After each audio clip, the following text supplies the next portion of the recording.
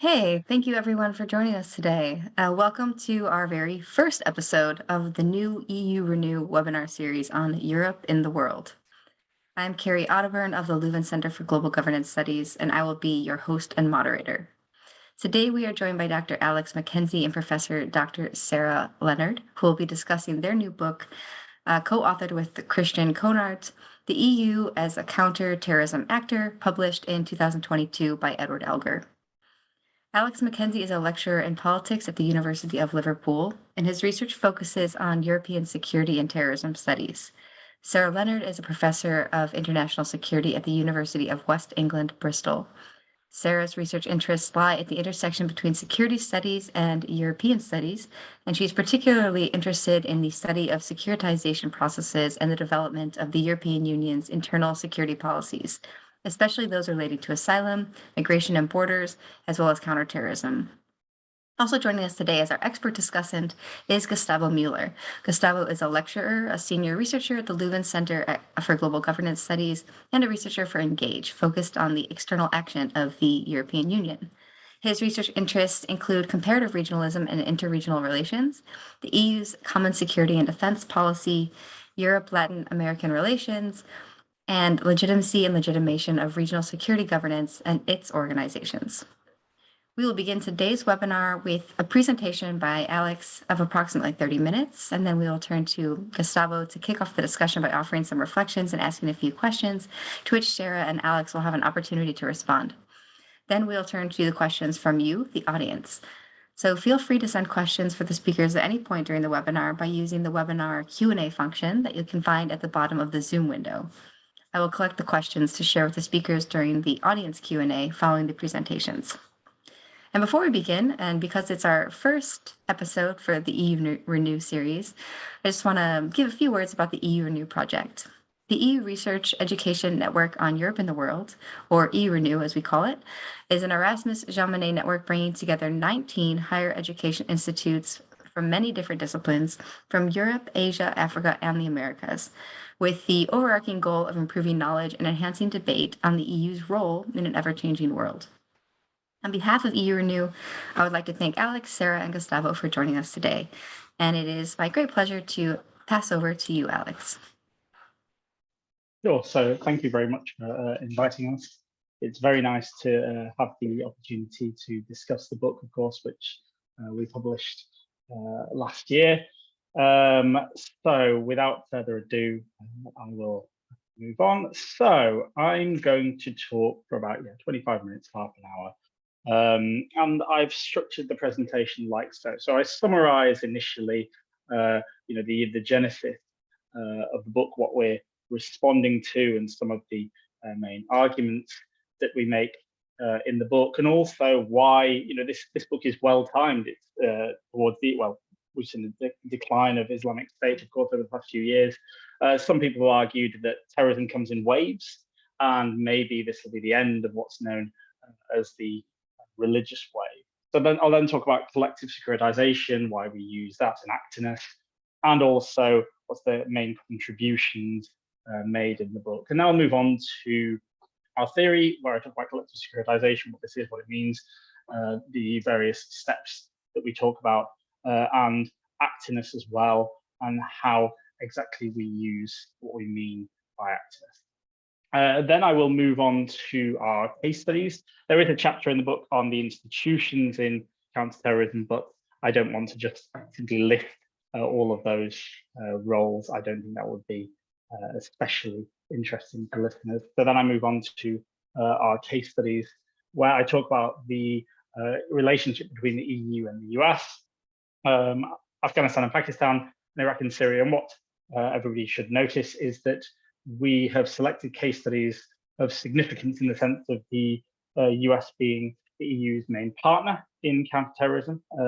That relationship's really developed over the past 20 years, but also then offering case studies on what have been the kind of two main centers of global terrorism over the past 20 years. In the first decade of the 21st century, of course, we focused on Afghanistan and Pakistan, and of course, how Al-Qaeda core was based there.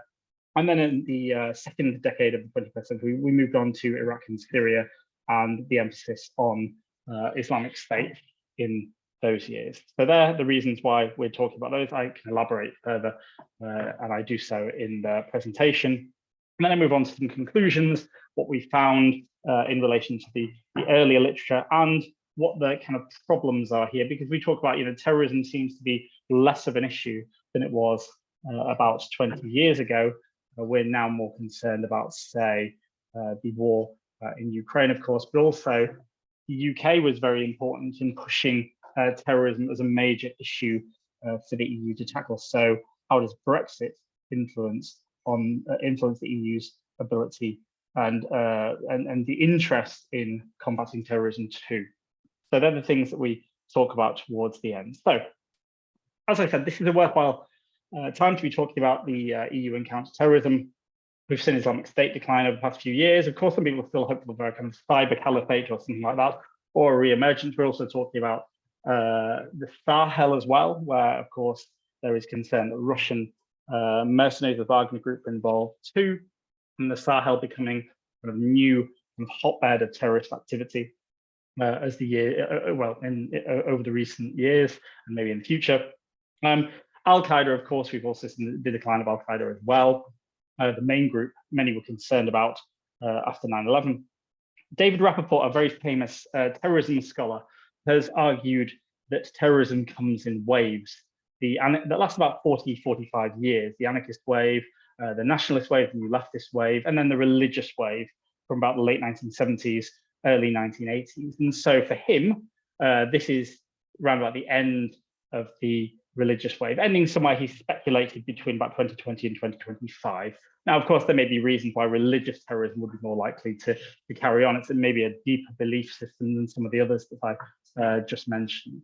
It has deeper roots for people. Also, what should we expect next? People talk about the kind of rise of the far right as well. So the project really started out as this response to the early arguments that were made about the EU's role in global counterterrorism efforts. And Daniel Keohane was one scholar who actually, I think, was kind of, I remember reading this piece a number of years ago and thinking, well, this is problematic in a number of ways. And this is really what kind of, launched what I went on to next. So he called the EU at this time an absent friend in global counterterrorism efforts. Now, he focused, I think, on a limited set of instruments that the EU has at its disposal and didn't appreciate the full range that the EU had available to it. So what we noticed, and certainly what happened in the early literature, so we've got that on the early external dimension, but actually a lot of people had written before then on the internal dimension of EU counterterrorism. There were many, many publications that covered all of the activities or a number of the activities that occurred after 2001. And that's really where the emphasis lay at the time. So what we found as well, when it comes to the external dimension, is that the EU had been examined broadly as a counterterrorism actor. People hadn't looked into the individual relationships that the EU had with other crucial partners in this fight against terrorism. And as I said, the important elements of EU action appeared to have been neglected. So what we did was we wanted to look at case studies, specific case studies in greater depth. There are some states, of course, that are much more worth focusing on than others. So many of them have just looked at the EU as a counterterrorism in general, and we wanted to actually do this in more detail. So we looked at important case studies that I mentioned before. We also drew on what was a recent literature at the time, and that was the discussion on the external dimension of EU internal instruments. So what we say in the book really is collective securitization can account for development in the EU since 9/11, and actorness, of course, enables a thorough exploration of the different relationships. And we offer a wealth of new information that demonstrates how deeply involved the EU is in counterterrorism efforts around the world today, from cooperation with the US to Pakistan. We can also find other instances beyond that, cooperation with Canada, Australia. There are a number of cases, North Africa could be an area of the world that could be focused on as well. And of course, as I said, we've moved towards a focus on the Sahel now too. So other case studies could be looked at as well. Now, what is collective securitization? I'm sure many of us are familiar with securitization theory, and of course, its emphasis on actors with certain characteristics. People have usually emphasized, of course, state officials calling something an existential threat, or that something is existentially threatened, and with extraordinary measures being permitted in response to that. Collective securitization is a development of that from the past. I think the earliest pieces were at 2008 or so, but it was developed more, it was developed further by Sperling and Weber's special issue from about 7 years ago, where they talk really about regional arrangements and multiple securitizing actors. So for us, although the earlier work says, I think there are 6 phases, we merge phases 3 and 4, so we have 5. So we talk about how collective securitization takes place in 5 stages. We talk about the status quo discourse and policies. The simple fact is that the EU was not very involved in counterterrorism at all. Bear in mind the 1990s, of course, and little was happening. If anything, terrorism seemed to be declining in Europe at that time. After 2001, by contrast, what we start to see is really quick moves towards action. Then, of course, the precipitating event, the major terrorist attack on 9/11, which leads to a flurry of activity, and many people have written about this kind of month of transformation in response to those attacks. And moving on to the securitizing moves and audience response, of course, this starts with the US. The US calls it, of course, a war on terror, and European leaders, they use very strong language in response to George Bush's response to these attacks. And then we have the formulation and execution of policy responses. And the EU quickly moves, of course, from simply to serious action, where we have, of course, the European arrest warrants as one of the foremost or flagship response at the time.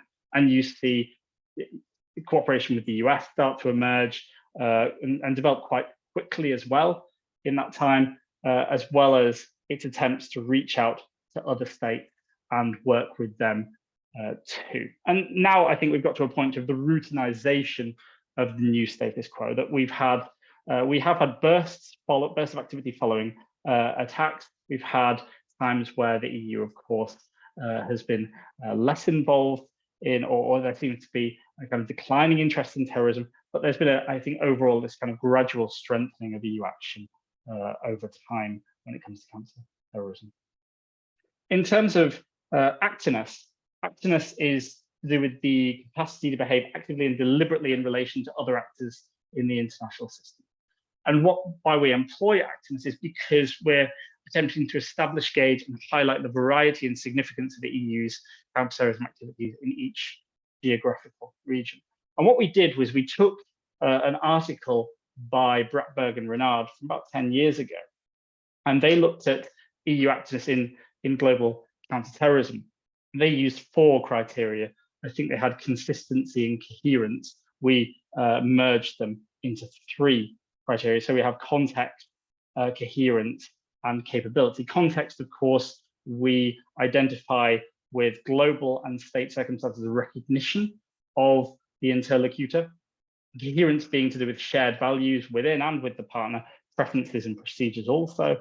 And capability we see as the authority to act and the instruments available. We have a list in our book, but one of the bigger ones is known as the instrument contributing to stability and peace. But there are also others that we focus on, such as agreements, security agreements. We focus on development cooperation instruments as it was.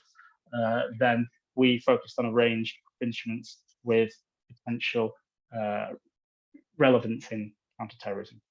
And as I mentioned near the start, we also looked at the EU's main partner, the US. That was the kind of main state, the first state that the EU started cooperating with.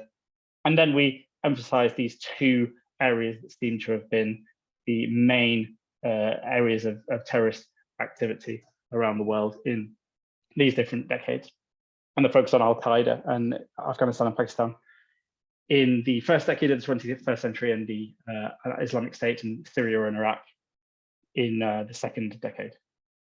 So moving on to the US. The US, of course, if we look back 20 years, how much has changed, 25 years, 30 years, how much has changed. The US seemed unparalleled in its power 30 years ago. Now, of course, it still remains the most powerful state in the world in all relevant dimensions, but the EU's most important relationship is with the US. And if we use the criteria that we discussed on the previous slide, what we see is that the US was trying to push the EU into action and cooperation years earlier, but it was only really after 9/11 that you start to see the EU recognize and member states recognize that they needed to work through the EU. So the US is important, I think, in pushing the EU into greater action. Terrorism becomes very significant in this relationship. They are regularly discussing it over the past couple of decades. Of course, you also have the problem of how different administrations have behaved in different ways. Bush wrote his list of expectations, his list of demands from the EU 20 years ago. Obama was pretty supportive and even changed his approach towards the EU. It's quite different. It was more a kind of persuasion strategy, I think, rather than a more coercive one that we saw from George W. Bush. But of course, we saw a very different attitude from Donald Trump afterwards. So moving on to coherence, the EU and US, for all of the talk about how different they are, and there are differences, of course, between them, they were mostly aligned on values and have been, of course, for a long time. And also many member states in the EU were in favor of greater cooperation with the US. The big issue in their cooperation and the types of cooperation that took place seemed to be to do with data protection and concern about lower standards. There were a lot of publications about this about 20 years ago when we were writing, of course, about how data protection was an issue, and this seemed to be constantly, from the US's perspective, getting in the way of cooperation or further cooperation between the EU and US. In terms of capability, we have now a really quite extraordinary range of agreements that exist, such as those on passenger name records, to do with information sharing there, and SWIFT as well, TFTP, the Terrorist Financing and Tracking Program, and this being to do with data transfer, bulk data transfer. But we have so many types of cooperation now between the EU and US, mostly, and this highlights one dimension, I think, of EU counterterrorism efforts. Mostly, of course, these are to do with information exchange, whereas you see different types of action by the EU in other parts of the world. So, in short, what we have seen is the EU-US counterterrorism relationship has grown quickly. It's benefited both states. It's probably reached its limits for now. I don't know where else it can go. I don't know what has been done that hasn't been done that could be. But there has been a concern, this literature developed, what happens if it's the US who is coercing the EU? And there has been a concern in some instances, at least, that the US coerced the EU into, say, the PNR agreement. Some people mentioned this in relation to the Container Security Initiative of about 20 years ago as well, and also the SWIFT agreement. But it depended on the administration as well. But some people have said, well, some of this has been coercion by the US. Moving on to case study 2 of Afghanistan and Pakistan, it's actually a really interesting case, and it's odd that nobody's looked at it because the EU invested huge sums of money. Of course, that does bring us to other problems that I identified towards the end, but it's surprising that few EU scholars, the EU has often been accused of focusing on its near abroad rather than further afield. The EU is actually very involved in Afghanistan in particular, less so in Pakistan, but still there. But the two are really important together, not least because of the border area where, of course, Al-Qaeda and the Taliban were supposed to be involved when they were removed from power in late 2001. Now we've had 20 years of that, and of course the Taliban returned to power in summer 2021. If we move on to our criteria again, our actorness criteria, we have context. So of course Al-Qaeda was involved in this area. This is where we were really focusing our attention. The EU saw it as essential to assist the US here. There were also other concerns, such as drugs, lots of drugs coming from this region as well, heroin in particular, onto the streets of Europe. But this emphasis on Al-Qaeda and the fact that the US, I think, wanted the EU to be involved there was very significant. And what we see is we see cooperation between the EU and Afghanistan really grow in the 2000s and 2010s. Before that, of course, the EU had not really been involved in Afghanistan, of course, due to the Taliban government there. By contrast, cooperation with Pakistan is much older. It's been there have been cooperation agreements of various kinds, I think, since about the 1970s, off the top of my head. In terms of coherence, there was a strong desire, of course, to assist the US in this region, and a belief that this was a really important thing for the EU to be involved in, to support the US, but also over European concerns, such as I mentioned, drugs before. And the EU made a strong and long-term commitment to state building in Afghanistan to support Pakistan. And what we actually see and what we find in the book is we provide a number of examples of quite significant, quite resource-heavy commitments by the EU. Criticize them, of course, in terms of their effectiveness, and that's something I move on to as I get towards the end of this case study. But the EU is found to be spending hundreds of millions of euros in these different projects, the UPOL mission, of course, in Afghanistan, and the Law and Order Trust Fund for Afghanistan, and there's support even to help Pakistan create a national counter-terrorism authority. And these are just some examples, but it gives, again, another dimension of EU activity. As well, we were focused on kind of high technology agreements before, whereas now we're focusing upon building up, I think, some of the Pakistan and Afghanistan's institutions. So what emerges from this, I think, is that EU became a significant donor to Afghanistan. I think it becomes one of the main ones and gives billions to the state. It shows the EU being active beyond the near abroad, and it commits to this for a long time. I remember interviewing people a number of years ago, and they were saying, well, we're committed to Afghanistan for a very long period of time. Of course, now that Taliban has returned, this leads us to question, well, what did the EU really do? What did it achieve in the 20 years that it was there? And that's a very reasonable question, of course, to ask, given events over the past 20 or so, over the past couple of years. Moving on to Iraq and Syria as our third case study. What we see towards the end of the 2000s is a focus on the financial issues, the global financial crisis, the Eurozone crisis, which of course emerges, but we see terrorism and the issue of foreign fighters in particular really come back to the EU's and the top of the EU security agenda. I think Gilles de Gucove said, the counter-terrorism coordinator, said that it was back to being the kind of main priority, the main security priority from about the middle of 2013, if I recall correctly. So the rise of IS and this concern about foreign fighters really becomes very serious for the EU. 5,000 or so go from the EU, as I'm sure many of us will be aware of already. So the EU engages little with, there's some engagement, but it's limited after the US-led invasion.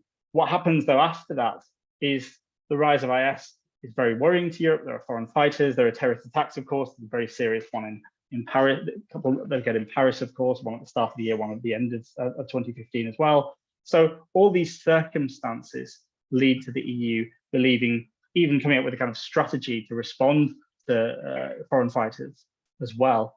All this leads to the EU stepping up its activity in Iraq and Syria at this time. At the same time, though, although quite a lot of money is raised, and I discussed that subsequently, they do cut off their ties with Syria over these concerns about Bashar al-Assad at this time.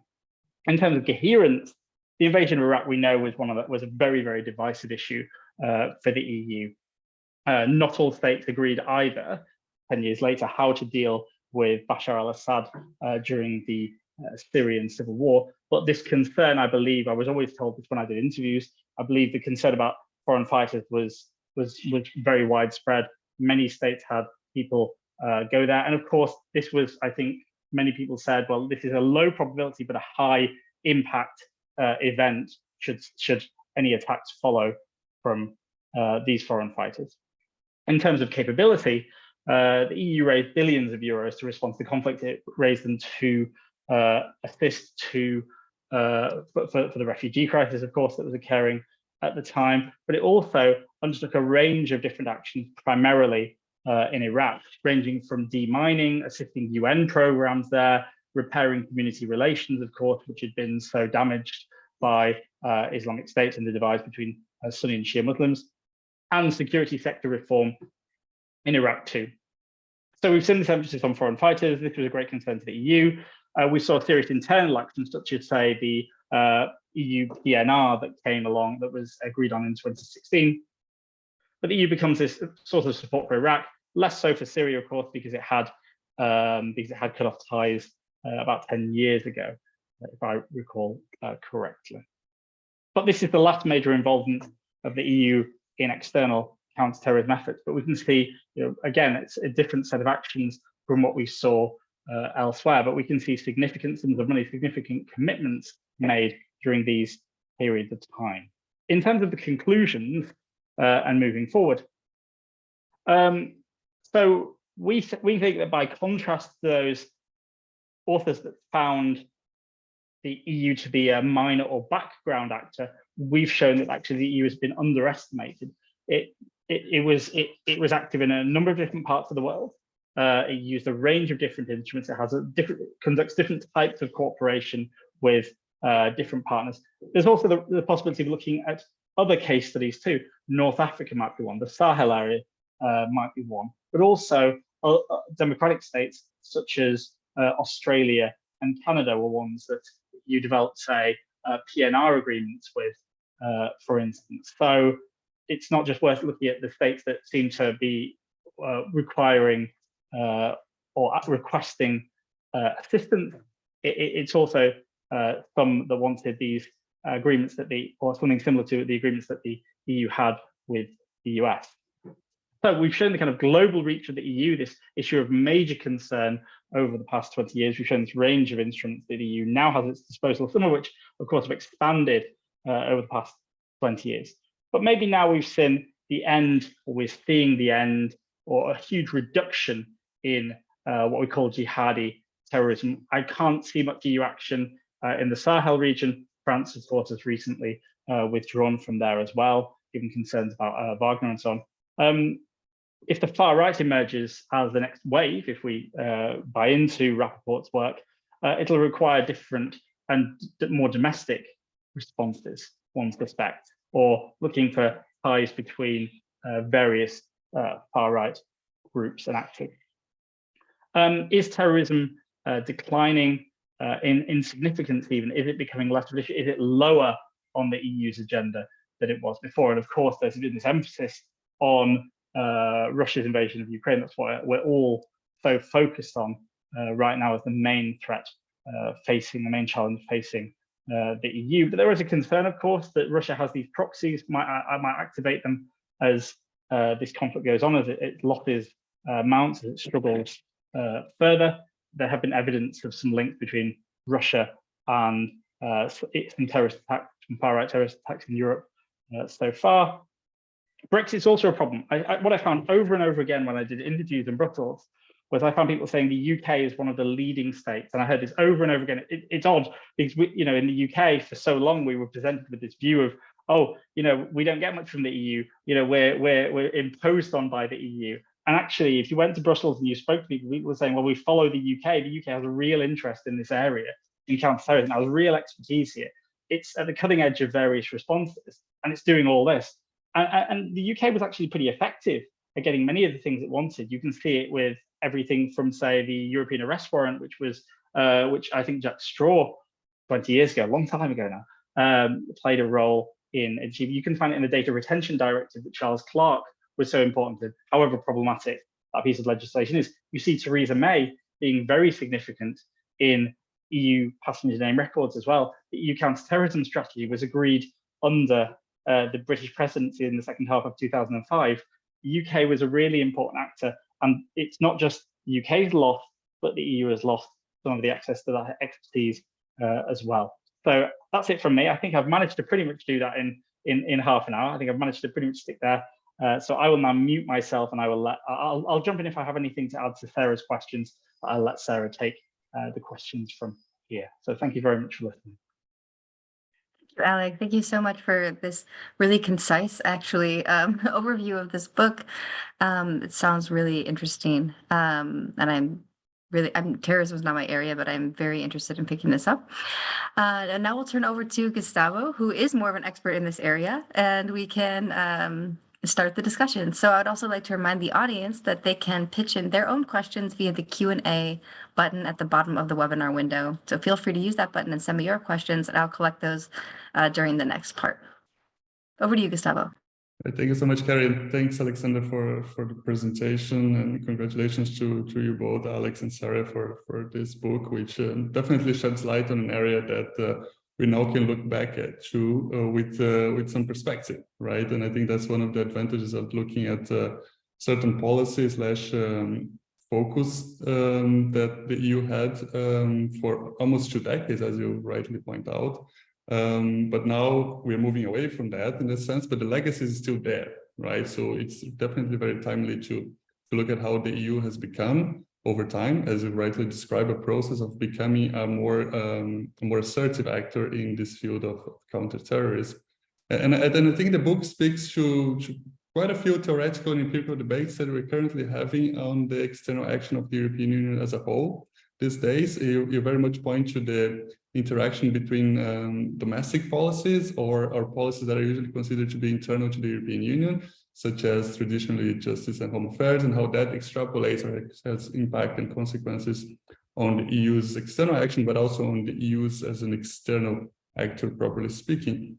I think it also speaks to transatlantic relations, which is very much a topic these days as well. And to what extent the EU can move forward by defending its own interests, or actually proposing and advancing its own interests and norms in the case of the book in regards to counterterrorism. I think you do a very successful job in pointing out that there were basically, roughly speaking, of course, 2 different approaches to counterterrorism. One on the EU side that was more related to a criminal matter and law enforcement, whereas the one coming from the United States, as we all know, has more to do with the war on terror, but also a more sort of use of force approach to terrorism. The EU, on its side, was more looking at the root causes. And yet the book brings this more fundamental question, right? To what extent the EU can do its own thing when it is actually in an area that's where we see a lot of action from its transatlantic partner, the United States, right? So that, of course, speaks to strategic autonomy as well. And finally, I think the book speaks to the current debate on that we also have an external action of the European Union, which has to do with to what extent it can, the European Union and its institutions, through a process of policy making, but also strategy making, can create consensus or foster consensus amongst different member states, right? I think that's also something that the book points to. That there were each of the member states, but also the EU institutions had different positions, right? And due to strategic cultures, but also due to well, terrorist events happening in their own soil or not, right? So they all took different positions over time. It's a long period, right? 2 decades. And what's interesting is to see to what extent the EU could navigate these various interests of the member states and come up with a one-track position, or if that was possible at all. So then that's, by the way, my first question, right? To what extent do we see a major role played by the member states, and which member states were actually behind? I would say both the policy making itself, right? In terms of uploading its preferences, uploading their preferences to the EU level, and which of the member states were particularly involved in what they described as being the securitization process, or the collective securitization process, which I very much agree with, right? That was done by the institutions, surely, but my question would be if there was a role of the member states behind it to collectively securitize as well. So that would be my first question. The second question relates to, again, securitization, which is an approach that I'm very familiar with, and I think the book brings very much welcome critical understanding to that approach with collective securitization. So my question would be, to what extent has the issue been desecuritized? Right? I think there is quite some scholarship that deals with desecuritization somehow on issues that were high on the agenda and issues that had been securitized or over-securitized to the extent that it authorized actors to go beyond their usual policy domain. But now, terrorists, sort of, as you rightly point out, I think has been sidelined to issues that are now considered to be a little bit more important, or way more important, like wars of aggression and so on, right? So I guess the question would be in the direction of has the issue been properly desecuritized, in the sense that there has been a reflection on the legacies of that securitization process, and we now sort of bring the situation back to normal. Or something else has happened, in the sense that we simply stopped speaking about it, right? The institutions stopped speaking about it, and terrorism is no longer the first paragraph in the security strategy, but it's rather found in the 10th page of it. And this securitization has not happened and has not taken place in an informed manner. That'll be my second question. And my third question, if I may, also not abusing much of my role as discussant here, but this brings a lot of questions, right? So that's why I'm interested in the topic. I would be more on the sense of elaborate a little bit more on the last slide, or where do we go from here, right? We see that as I said, terrorism is no longer top of the agenda, and one of the reasons is how you pointed out, Alexander, that the wave, this current wave, is sort of diminishing, and we're still not sure how the next wave will going to look like. But regardless of how it's going to look like, it will probably be, as terrorism usually is, in sort of an asymmetrical type of threat, right? So looking forward from now on, is the European Union actually ready to institutionally, in terms of capacity, but also in terms of finding that consensus amongst the member states, is it actually ready to face this possible new wave without over-securitizing it, and again, without let's say, infringing upon norms and the rights of minorities and polarizing societies, as you mentioned in the book, or without the risk of eroding some democratic norms, as it has done over the last 2 decades? Is it ready if something such as a new wave of terrorists comes threatening? Is it ready to face it? So those would be my 3 questions and my general praising, but I look forward to the discussion. Gustavo, we can already jump into the discussion. So I turn over to you, I think, Sarah, and Alex, if you feel free, if you want to come in. Thank you very much, Gustavo. Yeah, very big questions. And I just wanted to, it was not one of your questions, but I just wanted to comment on one of the things you said towards the end, when you said to what extent can the EU do its own thing when the US is involved, and that question of strategic autonomy. And in the end, we didn't have so much time to elaborate on that in the book, also because it's kind of deserves a book of its own almost. But yeah, it did strike us actually, especially when we were looking at how the case in Afghanistan unfolded, that, as Alex was saying, there were all those programs, all this money, but at the end, yeah, the Taliban came back. So what was that all for? And you see that to some extent in Syria as well, that the EU is trying to do its own thing that is more in terms of, you know, security sector reform and the kind of assistance and law enforcement and all that, and it takes a longer amount of time. But then when you have those hard, if the situation is not reaching a certain level of stability, and sometimes things fall apart when the US leaves, then everything falls apart, including all the efforts of the EU. And that we thought was very striking, that yes, it is trying to do something different. That is not what the US does. Maybe they're trying to complement it. But at the end of the day, the kind of stability you need for that to become meaningful is still provided by the US. And so there is still, I think, this paradox. And actually, there, as you said, we were looking at quite a long period of time, but we haven't really seen much move in that on that big question. I think that problem remains. I don't know, Alex, if you wanted to add something to that. What I can say, my thinking, I was watching this unfold, I remember about 18 months ago, and I remember thinking, I think what the US did, among many other things, is made a military that was inappropriate for states in which it was supposed to be, it made this very modern military that that seemed to be unsuitable for the circumstances, really, that Afghanistan couldn't domestically maintain. This is something that really struck me. You could see what was happening, you could see what was unfolding. And yeah, I mean, I'd agree with what Sarah just said before, that it just seems to be the case. I remember talking to people years ago, and they were saying, well, the EU is really committed to this for a over a long period of time, but ultimately, it's there mainly as long as the US is there. And we're going back to the instance of Syria and Iraq as well that Sarah mentioned. Of course, you had that very unpredictable leadership provided by Donald Trump, where of course they were saying, overnight almost, they decided they were going to pull troops away from that area. This is what we found over and over again. The EU is trying to do various things, maybe sometimes in tension with the US or disagrees with, or the US disagrees with it. But ultimately, yes, it's the US's role that seems to have been ever so important for the EU staying involved in places. That's about all I can add, I think, to that question.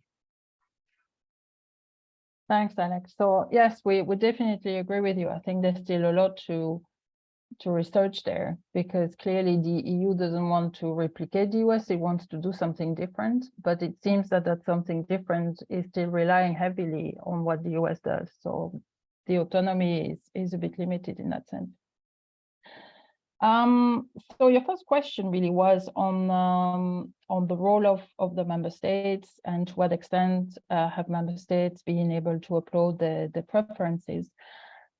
Especially because we are looking at the external dimension of counterterrorism to a large extent. We were also looking at foreign policy. And so, as Alex said, you see a very big role traditionally that the UK had carved out for itself, perhaps without advertising it to its population. But certainly the UK had an important role, and you see the kind of more important member states in terms of having an interest in some specific areas of the world. And so some member states indeed, those that are experiencing terrorism, or those that traditionally have a strong foreign policy role, are the ones we see at the forefront of developments. We didn't specifically look at that, but it's actually a really very interesting area. And I think it's really an area compared to EU foreign policy literature, where you see a lot of these questions of, to what extent are member states aligning their foreign policy on EU policy, and all these questions, who's uploading, downloading. In counterterrorism, actually, there are very few studies of that. And so that's not specifically what the book was seeking to do. So we had to remain at a more general level of looking more at the EU's output, and we didn't entirely open up the EU's machinery, because, as you said, it's extremely complex, because you have all the EU member states, and then you have a very complicated picture on the EU side with the role of the Commission, the Parliament, the courts of justice that's played a role at times. Then you have obviously the Council, and then you have the counterterrorism coordinator, and then on the Commission side as well, it's pretty complex. So what we saw was a kind of over complicated picture on the EU side, and we didn't focus so much on analyzing specific member states. But indeed, I think the one, I would say, like Alex, I would have the same assessment. I think that to a very large extent, it was really the UK providing leadership in that area. Alex, I don't know if you wanted to add something to that. I can expand a little bit on that. I have looked into this, and I remember it was fascinating speaking to people years ago, doing interviews and finding out what was going on, and how, say, the SWIFT agreement was reached, and the UK was often saying, well, we want the EU to do more. We want this agreement, so we're lobbying other member states to agree to it as well. We'd like the EU to be doing more in Pakistan. I think what happened with the member states is they were interested in their regions of historical interest. So the UK wanted the EU to do more in Pakistan and Afghanistan and these sorts of areas. France wanted the EU more involved in the Mediterranean. So I think this came through. But again, and I'd say also probably came through with France with the attacks by Islamic State returnees as well. I think they started pushing for, and maybe even kind of replaced the UK temporarily, especially when up with the Brexit vote, because I remember speaking to some people, some of the representations nearly 10 years ago, well, 9 years ago, hang on, 7, 8 years ago now, and they were saying that the UK's position in the EU is coming into doubt because the referendum's approaching. So, and the UK wasn't really sure of its position, given, of course, the strength, I think, of pro-Brexit elements in the Conservative Party at that time. So that's important as well for the UK. The UK starts to withdraw or reduce its involvement in justice and home affairs. And I always found this weird. You had people like Dominic Raab and others saying things like, "Oh, we don't get an awful lot from the EU." Yeah, but if you don't play the game and you don't know how to do this, then of course you're not going to get much, because you're not playing it correctly. You're not trying to build alliances. So there was also a difference between different leaderships as well. But they're the things that I found over the course of, well, having researched this for so long. I am trying to address at the moment the issue of which member states have been important, significant in the EU's approach to terrorism as well. That's something I'm looking into more now. On the question of desecuritization, I wouldn't really say that there has been desecuritization, but perhaps more what we're talking about in the book in terms of routinization, in the sense that it's been established that it is a security threat. And a lot of legislation has been passed. And actually, some people say that we shouldn't expect to see so many developments in EU counterterrorism policy, because you have already some really important instruments in place. And most importantly, you have a common definition of terrorism, which was something really impeding law enforcement and judicial cooperation before. So once some key instruments have been put in place, a lot of people say, in a sense, we're going to kind of keep tweaking and advancing little by little cooperation amongst the member states. But we had that big leap after 9/11. And so in a sense, a lot of the instruments are already in place, and the instruments are in place, and then there is cooperation at a practical level, judicial cooperation, law enforcement cooperation. And you're right, we don't talk much about it, and it's not in the speeches and the discourses, but it is happening actually in practice, and it's kind of ticking along and developing. So I think that there is still a lot of cooperation going on, but it doesn't need to be really much talked about. So in that sense, that would correspond to this idea of routinization. I don't think it's desecuritization, because those things are not being, undone. It's not as if, like for example, after a long time, the counterterrorism coordinator stepped down, a new one was appointed. It's not as if we see, instruments being abolished, or there's no less cooperation, but it's just not so much talked about, because I guess it is accepted largely now. And in that sense, I think that's what has changed. Like you can see it now. If there is a terrorist attack, people are immediately thinking, how come it's happening? Isn't there enough EU cooperation? Should there be more EU cooperation? Like, we're not putting into question the fact that the EU has an important role to play. It's accepted by everyone. So the securitization has been successful. So where do we go from here? Yeah, that's really a very important question. I think that there is still terrorism going on, and actually it's just changing areas, but there are a lot of concerns about what is happening in the Sahel region. And so you read more and more reports about Africa being the new epicenter of terrorism, and that may have an impact on Europe. There's also, as Alex mentioned, in the context of the war in Ukraine, there are also concerns about perhaps far-right terrorism and also independently from the war in Ukraine. So I think that there will still be terrorist attacks, even though, as you say, the terrorism is not really seen as the main security threat, but I think it is still there in the background. It may just change. Is the European Union ready? As I said, yes, I think to a large extent, and I think the EU is also better positioned than it was a few years ago. So if you go back, for example, to the terrorist attacks that happened, the Franco-Belgian cell that attacked Paris and then Brussels in 1516, it really showed that there was still some cooperation problems, some problems in terms of sharing information, and those have been tackled. And that's what you see over the last few years, that we don't see such large-scale attacks because there is more cooperation amongst the member states, and it's far more difficult, fortunately, for a large terrorist group to develop large-scale attacks. So that's why we see more attacks that are on a more modest scale from one person or a couple of people. Attacks that sometimes don't even use weapons, but that will just use, like, for example, a truck that you drive in the crowd, and those attacks are very difficult to detect in advance. Alex, I don't know if you wanted to add something about the future. Yeah, I mean, I think some people have said that there's a concern about right-wing terrorism to come through in Europol's TSAT report. This might be the other concern. Member states, I still think, are saying that, and that TSAT report is published every year.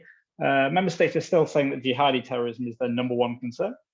I think the rising concern about the far right, that may be linked to Russia as well.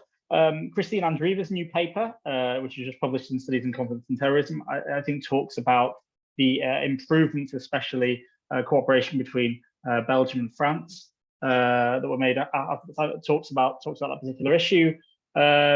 I think as well, I mean, there's lots of literature on foreign fighters, and how much of a concern are foreign fighters really, because this is what we're talking about in relation to Syria, Iraq, and Islamic State. And some people have said, well, they're not actually, very few of them actually come back and commit violent activity. This is a dimension worth pointing out as well. So there have been studies by people like Thomas Heghammer and Peter Nester on how many people actually come back and commit terrorist attacks. Well, there are other factors to consider: how many die, how many lose interest. There are plenty of other things to consider as well. One of the other concerns now is, of course, this issue of, well, thousands of people may well have gone to Ukraine to fight in Ukraine, so how many of them are going to come back?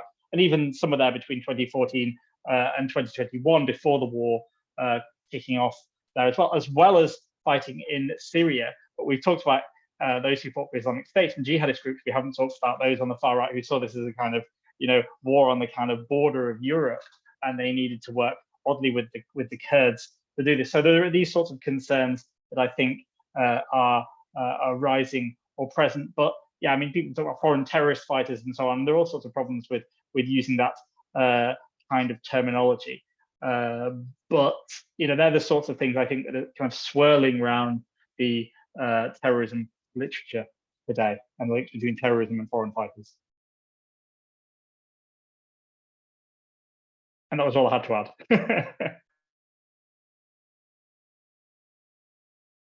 All right, thank you. So I think we have time for maybe 2 questions we'll start with, and see if we have enough time for any more. But we'll start with one from an audience member who asks, could migration flows be a tool used by terrorist groups to put pressure on EU member states? For example, could there be a correlation between the recent increase in migration from Central African countries and the presence of Russian paramilitary Wagner? And then another question on the transatlantic relationship.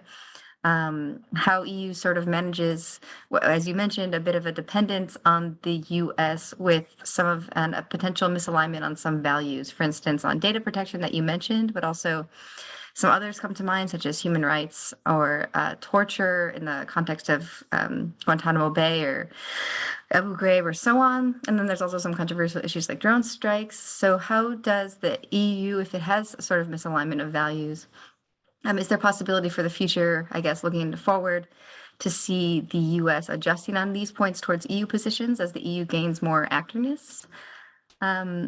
And then I'll just pose a third question if we have time to get to it. Great. This one is, can you speak to some of the EU instruments on counterterrorism? For instance, you mentioned one, and then the EU counterterrorism coordinator as another example listed here.